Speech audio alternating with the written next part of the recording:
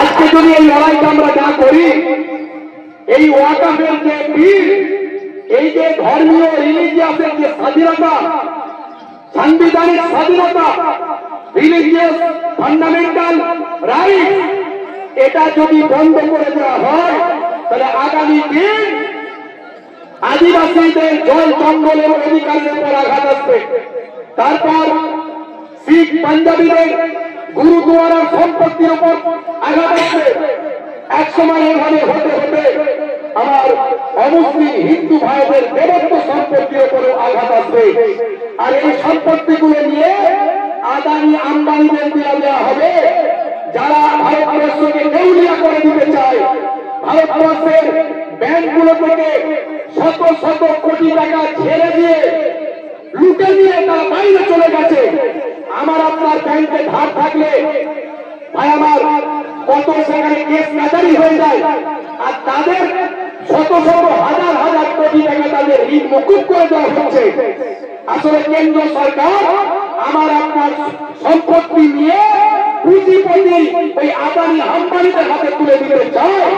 এটা আস্তে আস্তে ভারতবর্ষে হিন্দু মুসলিম খ্রিস্টান জৈন সবাই বুঝতে পারছে। আজকে 26,000 চাকরি নিয়ে যে পশ্চিমবঙ্গে তোলপাড় চলছে, আপনারা জানেন এখানে মাত্র কয়েক হাজার মুসলমানের চাকরি গেছে, কিন্তু 20 থেকে 22,000 হিন্দু ভাইদের চাকরি গেছে। আপনারা জানেন যে উত্তরপ্রদেশে 69,000 চাকরি চলে গেছে। যে ডবল ইঞ্জিন সরকার যেখানে বলে, সেই উত্তরপ্রদেশে 69,000 চাকরি চলে গেছে। এখানে কয়েক হাজার মাত্র মুসলমান আছে, বাকি সব হিন্দু ভাইদের চাকরি চলে গেছে। তাহলে এই দেশে শুধু মুসলমান খাতরায় নাই, हिंदू खतरे में है, क्रिश्चियन खतरे में है, दलित खतरे में है, आदिवासी खतरे में है, सिख खतरे में है, सब हिंदुस्तान खतरे में है। संविधान का ध्वंस করে দিতে চাইছে। এই সংবিধান রক্ষা লড়ে আমাদেরকে শান্ত থাকতে হবে, দীর্ঘমেয়াদী আন্দোলন করতে হবে, সম্প্রীতি রক্ষা করতে হবে।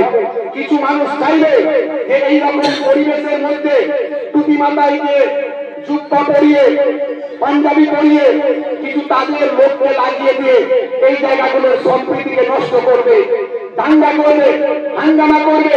যেমন শুরু হয়েছে আপনারা দেখেছেন, যেমন হয়েছে কোথায়, ওই যে মুর্শিদাবাদে, আরো বিক্ষিপ্ত কিছু জায়গায়।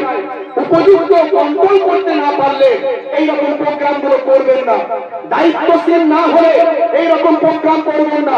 তাই আমি বলে দিই, আমার প্রত্যেকদিন ওয়াকাফের প্রোগ্রাম আছে এবং রাতের বেলা আমাদের হাজার হাজার মানুষ আমাদেরকে নিয়ে যায়। আপনারা জানেন যেহেতু আমরা ফুরফুরা শরীফের পীর সাহেবের নাতি, পীর নবী পীর সাহেবের পোতা, হরিখোলা দরবার শরীফের হুজুরের ছেলে আমরা, তো আমাদের প্রত্যেকদিন সারা ভারতবর্ষে ছুটতে হয়, সারা ভারতবর্ষের বিভিন্ন জায়গায় যেতে হয়।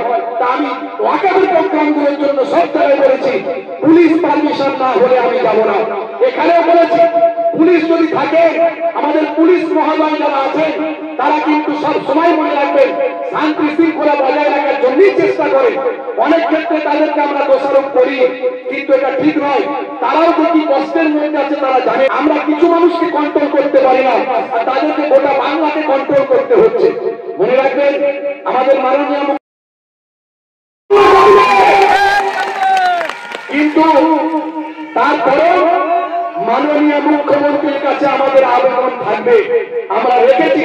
যেমন এনআরসির সময় আপনি বিধানসভায় বিল পাস করিয়েছিলেন যে এখানে লাগু করতে দেব না, এই ওয়াকাফ নিয়ে বিধানসভায় যাতে প্রস্তাব বিল পাস করে, তার জন্য আমি মেহেরুল্লাহ হুসাইনি ব্যক্তিগতভাবে এবং আমাদের সকলের পক্ষে থেকে আবেদন করব।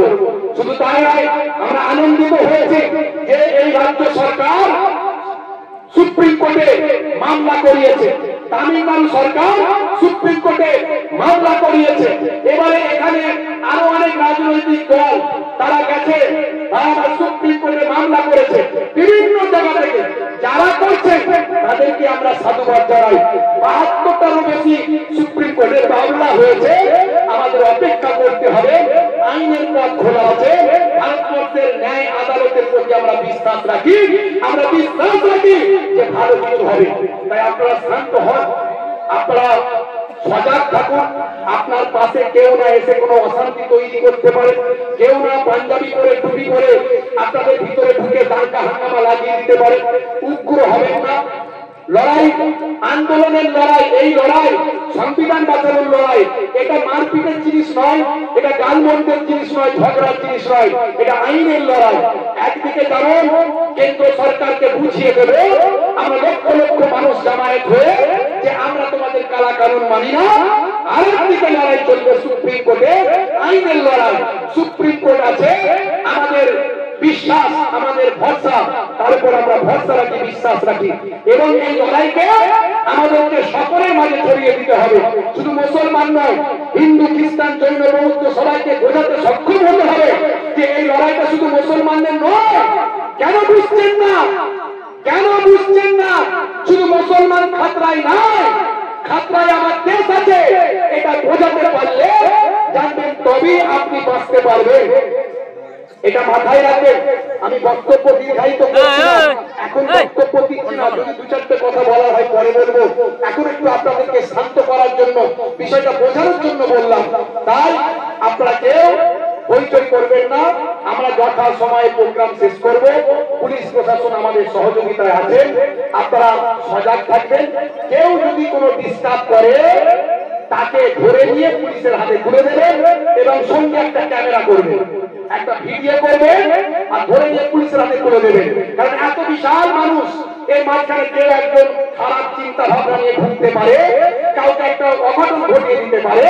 এর দায় আজকের এই কমিটি নয়, এর দায় এই সংগঠনের নয়, এর দায় এই এলাকার নয়, এর দায় তাকে ব্যক্তিগতভাবে নিতে হবে। তারা আমাদের শত্রু। যারা গন্ডগোল পাকাচ্ছে বিভিন্ন জায়গায় বলবো না, বিশেষ করে মুর্শিদাবাদে হয়েছে, যারা করেছে তারা আমাদের শত্রু এবং ধরাও করছে। পুলিশ তাদেরকে উপযুক্ত শাস্তি দিচ্ছে। আইনের প্রতি আমাদের ভরসা আছে। আমি এখন বক্তব্য